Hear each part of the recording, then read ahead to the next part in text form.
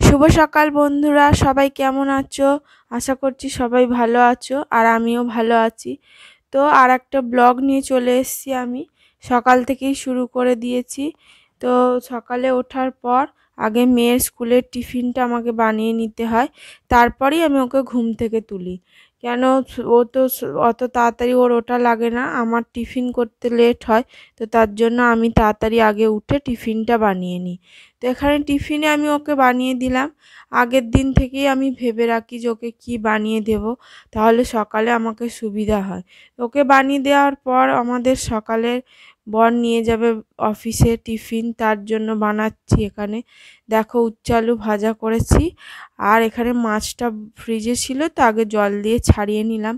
পুরো বরফ হয়ে যায়, ছাড়তে চায় না, ঠান্ডার সময় তো আরও বেশি করেই একদম ছাড়তে চায় না। তো দুবার তিনবার জল পাল্টে পাল্টে তারপরে আমি মাছটাকে নর্মালে আনলাম, নর্মাল টেম্পারেচারে। তারপরে মাছ বরের টিফিন ভরে টরে দিয়ে সব কিছু করে তারপরে এবার আমি ব্রেকফাস্ট করব। তো দেখো এখানে ডিম টোস্ট বানাচ্ছি। তো ডিম টোস্টটা বানিয়ে ও অফিসে চলে গেছে, তারপর আমি খাবো এখানে। ও খায়নি, চা খেয়ে বেরিয়ে গেছে। তো তারপর এখানে আমি দুপুরের লাঞ্চ নিয়ে চলে আসছি। লাঞ্চে দেখো ভাত বানিয়েছি আর ওই যে সকালে যা রান্না করেছিলাম ওটাই। আর মেয়ে তো খেতে চায় না, আবার ডাল সিদ্ধ করেছি তার জন্য, তাও ওকে জোর করে আজকের মাছ খাওয়াবো। তো সন্ধেবেলা দেখো একটা আমি পার্সেল নিয়ে চলে এসেছি, আনবক্সিং করছি। এটা খুবই দরকারি জিনিস। কেন, কেউ আমার ক্যামেরা ধরার থাকে না, আর নিজে তো ক্যামেরা ধরে রান্না করা দেখানো সম্ভব হয় না।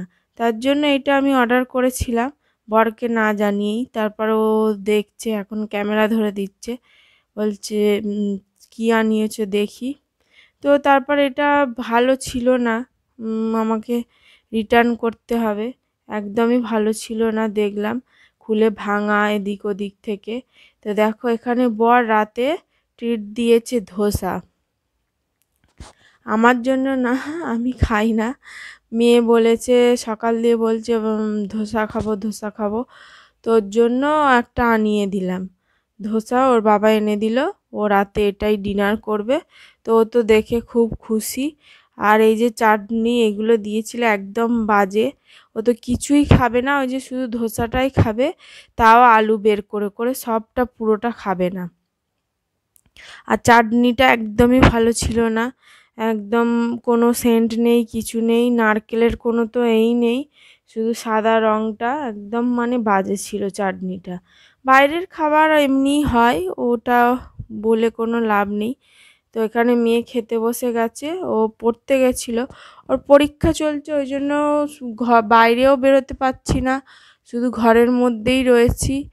আর ও বাইরে বেরোতে পারছে না, কোথাও যেতে পারছে না, কেন ওর এক্সাম চলছে এখন, ওর জন্য। তো তারপর ওর খাওয়া দাওয়া হয়ে যাবে, ও একটু রেস্ট করবে, বসে থাকবে, তারপর আবার ওকে পড়তে বসতে হবে। রাতে একটু পড়ে তারপরেই ঘুমায়।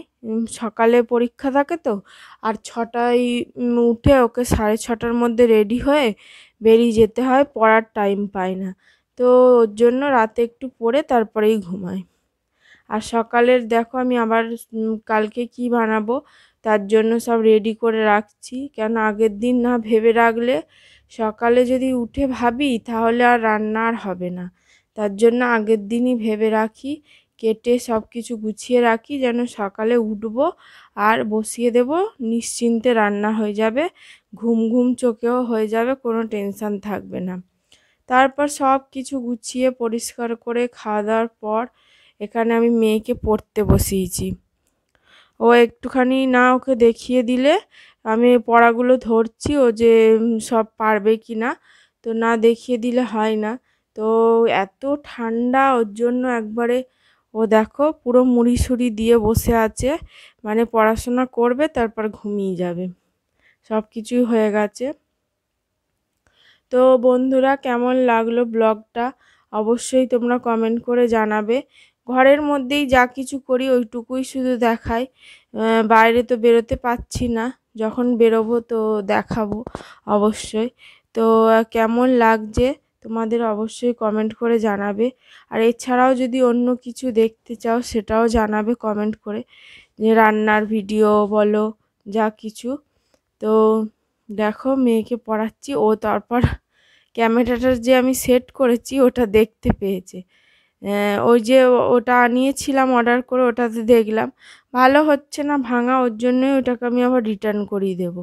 তো দেখো আমি রাতে সব কিছু গুছিয়ে ওর জামা কাপড়, স্কুল ব্যাগ, যা কিছু, টুপি, সব কিছু রেডি করে, ক্রিম, যেন সকালে উঠে আমার কোনো না অসুবিধা হয়, যা ঠান্ডা পড়ছে তার জন্য। তো চলো বন্ধুরা।